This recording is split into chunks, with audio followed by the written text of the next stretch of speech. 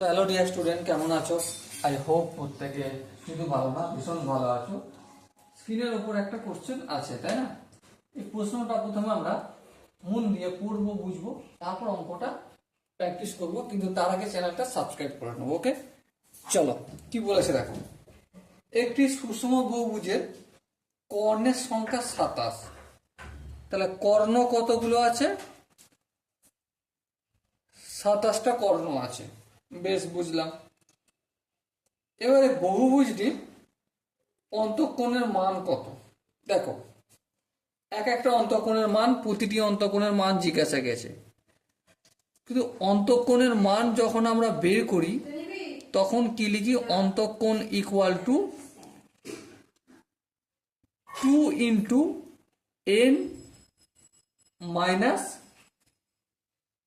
3 into 90 degree divided by n।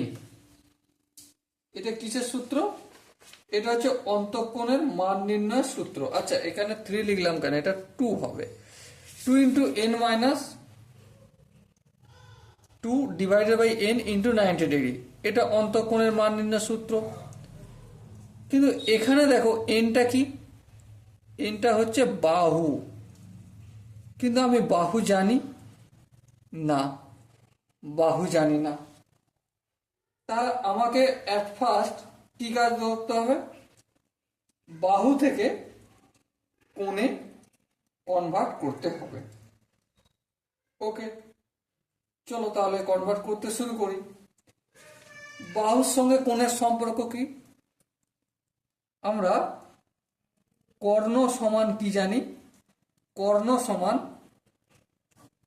n into n minus 3 divided by 2, এটা আমরা জানি।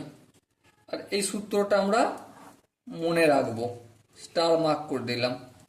আর অন্তঃকোণের ফর্মুলাটাও আমরা মনে রাখবো, 2 into n minus 2 by n into 90 degree, এটা হচ্ছে অন্তঃকোণের মান, প্রতিটা অন্তঃকোণ। তাহলে কর্ণ এখানে বলেছে কত? 27টা। তাহলে এই কর্ণর জায়গায় আমি কি লিখবো? 27 লিখবো। আর দুইটা এদিকে ভাগ আছে, অপোজিট সাইডে গেলে কি হয়ে যাবে? গুণ হয়ে যাবে। হ্যাঁ, ঠিক। এবার এন এর সঙ্গে এন যদি গুণ করি, এন স্কোয়ার, এন এর সঙ্গে যদি -3 গুণ করি, -3n। ওকে, নো প্রবলেম, বোঝা গেল। এবার দেখো 27 দুগুণে কত হয়? 27 দুগুণে 54। তাহলে 0 equal to n square minus 3n। এটা 54টা প্লাস আছে, অপোজিট দিকে গেলে কি হয়ে যাবে? -54 হবে। ওকে, সো এখান থেকে আমরা মিডল টার্ম ফ্যাক্টর করতে পারবো, হ্যাঁ করতে পারবো। চলো করি।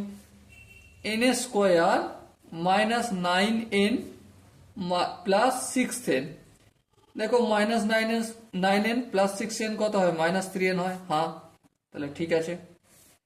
এবার এই দুটো জায়গা থেকে n কমন নিলে n মাইনাস 9 হয়, আর এই দুটো জায়গা থেকে +6 কমন নিলে n মাইনাস 9 হয়। সো আলটিমেট আমরা কি পেলাম?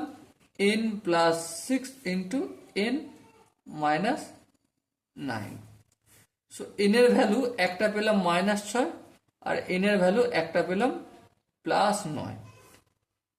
বাহু কোনো দিন নেগেটিভ হতে পারে না, সেজন্য এটা কি হয়ে যাবে? রিজেক্ট হবে। এটা আমরা নেব।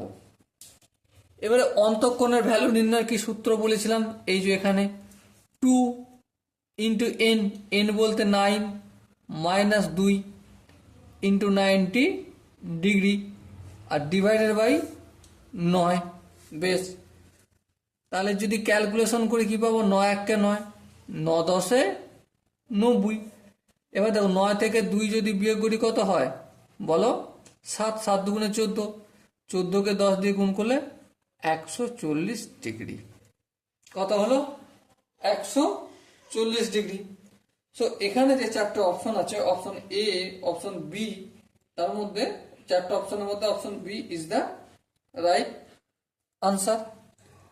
আই হোপ এই কোশ্চেনের প্রতিটা স্টেপ বোঝা গেছে। যদি কোনো স্টেপ বুঝতে অসুবিধা হয় বা ডাউট থাকে বা কনফিউশন থাকে, তাহলে কি করতে হবে? কমেন্ট সেকশনে অতি অবশ্যই জানাতে হবে। ওকে, সো ডিয়ার স্টুডেন্ট, দেখা হচ্ছে পরবর্তী সেশনে। ততক্ষণ পর্যন্ত ভালো থেকো, সুস্থ থেকো এবং জয় হিন্দ।